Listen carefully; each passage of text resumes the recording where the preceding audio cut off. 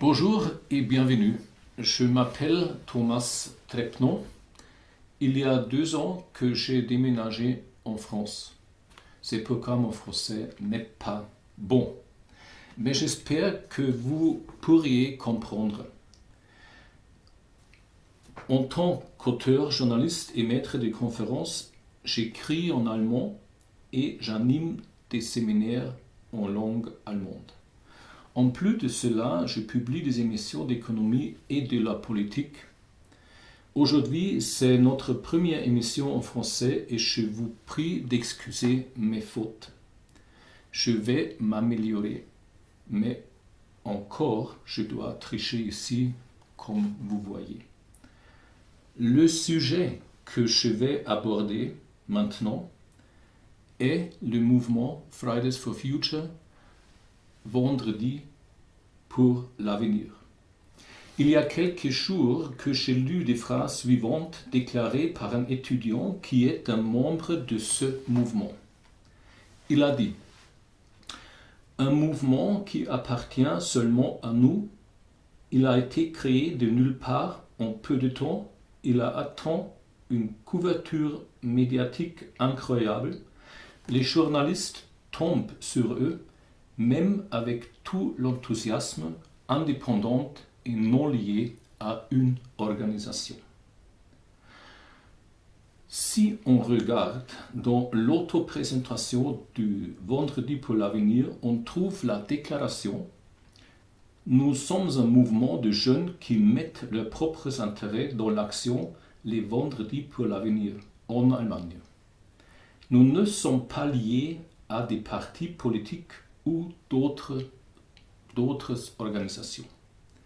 Mais ce récit d'un mouvement indépendant non lié à l'organisation est une erreur. Vendredi pour l'avenir est lié à l'organisation Plan for the Planet Foundation, basée en Allemagne. C'est une fondation du vice-président du club allemand de Rome. Sur leur site, on trouve le nom de la personne responsable, c'est Ronja Thein. L'adresse indiquée, c'est Lorenzendamm à Kiel en Allemagne. Ce n'est pas une adresse privée, mais l'adresse du Centre de culture alternative de gauche qui s'appelle MU. M-U. MU. Là, il y a beaucoup de clubs de gauche, mais pas des individus. L'organisation Vendredi pour l'avenir a, et ce n'est pas une surprise, besoin aussi de l'argent pour leurs activités et événements. Celui-ci a mis en place une page des dons pour le mouvement Vendredi pour l'avenir. C'est la raison pour laquelle il y a un compte bancaire sur le site où on peut faire des dons pour leur œuvre caritative. Le problème est que le numéro de compte est à la fondation de Plan for the Planet et pas à Fridays for Future. Le président de cette fondation Plan for the Planet est Fridtjof Finkbeiner. Il est également cofondateur et président de la fondation Plan Marshall Global et la fondation Global Contract et président de la fondation Desertec. L'activité de toutes ces organisations est la peur du changement climatique. Il est également, ce monsieur Finkbeiner, vice-président de la section allemande du Club de Rome. Le Club de Rome propage des scénarios d'horreur de l'avenir depuis des décennies, dont rien ne s'est jamais réalisé, heureusement. L'idée des manifestations d'étudiants mondiales avec l'action climatique est née au sommet mondial de la jeunesse 2015. Cet événement a été organisé par le Plan for the Planet Foundation. Sur son site internet sur le projet Grève climatique, il dit: après quelques réunions, il est devenu clair qu'une grève scolaire mondiale laissera une impression révolutionnaire quand des milliards, voire des millions, apportent un solide réseau mondial. C'était 2015.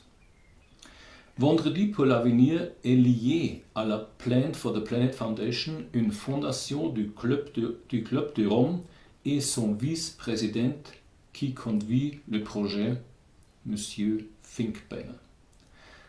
Cette fondation décidera comment elle utilisera les dons au vendredi pour l'avenir. C'est là, bien sûr, les étudiants ne savent pas. Ni les initiateurs du vendredi pour l'avenir, ni les grands médias ne leur disent pas. L'étudiant de la citation, un mouvement qui appartient seulement à nous, a reçu une réponse. À vous, étudiants, vous n'avez rien du tout. Vous êtes des marionnettes de personnes avides et assoiffées de pouvoir.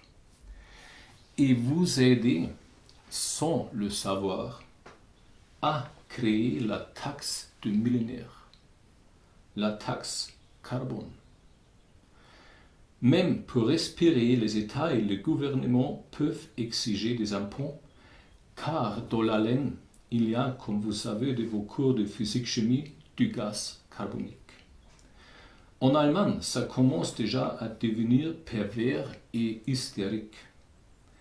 Il y a une professeure qui dit qu'elle ne veut jamais avoir de propres enfants. Pourquoi? Parce que les enfants, comme tous les hommes, produisent du gaz carbonique. Étudiants, regardez cet arbre derrière moi. Il est content qu'il y a des émissions de dioxyde de carbone. Plantez des arbres, ça sera censé. Merci d'avoir porté votre attention sur cette petite émission. J'espère qu'il y avait des informations utiles pour vous. Partagez la vidéo s'il vous plaît avec vos amis. Merci et à bientôt.